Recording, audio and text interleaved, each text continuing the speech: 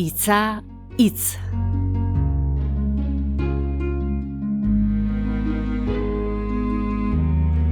Galiziako lurpeetan bizi diren izaki erraldoiak dira mouroak. Mouroak Kastro eta Dolmenen azpian bizi dira, lurpeko jauregi handietan, bate daki noiztik. Kastroak altueran egoten diren gotorlekuak dira. Dolmenak antzinako hilobiak. Mouroek urrea ateratzen dute lurpetik eta tresnak egiten dituzte.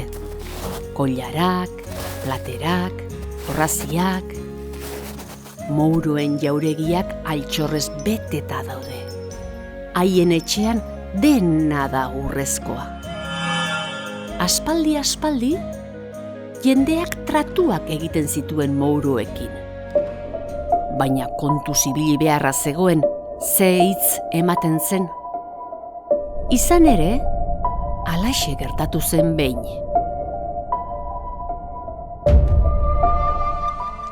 Herri txiki batean, senar emazte pobre batzuk bizi ziren. Urte hartako euriteak uzta hondatu zien gainera, eta ondorioz, ez zeukaten ezer jateko. Senarrak Uxio zeukan izena. Goiz batean, Uxiok emazteari esan zion. Ezin dugu horrela jarraitu, gose hil behar dugu.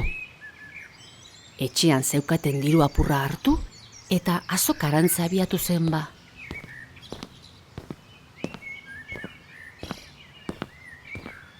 Mouro batekin topo egin zuen bidean. Nora hoa, galdetu zion Mouroak. Azokara, ea jateko zerbait eros dezakedan. Badaukak dirurik. Ai, jauna, ezer gutxi daukat nik. Tratua egingo diagu, esan zion Mouroak. Tratua? Oa azokara, dauden behirik ederrenak erosi eta itxaron egidakan saltzailearekin batera. Neuk ordainduko dizkiat behiak. Ados? Bai, jauna.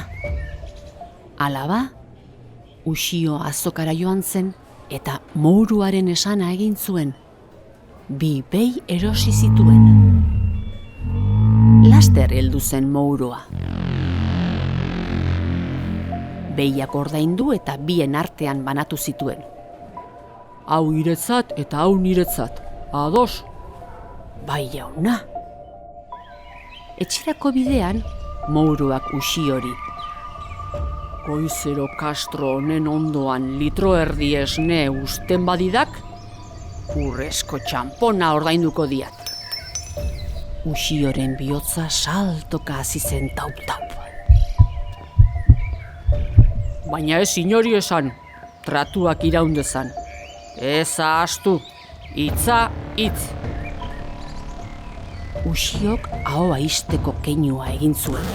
Ondoren erantzun zion. Hitza hitz. Uxiok Mouroaren esana egin zuen luzaroan, eta egunero aurkitzen zuen urrezko txanpona esandako lekuan. Agur gosea. Baina emaztea ez zegoen lasai, senarrak dirua nola lortzen zuen jakin gabe. Eta behin eta berriro galdetzen zion. Uxiok azkenean, egia aitortu behar izan zion. Mouroak ematen dit, baina ez esan inori. Beranduegi. Hurrengo goizean, Mouroaren esnea eramatera joan zenean, ohar bat aurkitu zuen Uxiok urrezko txanponaren lekuan. Ahoak galdu hau.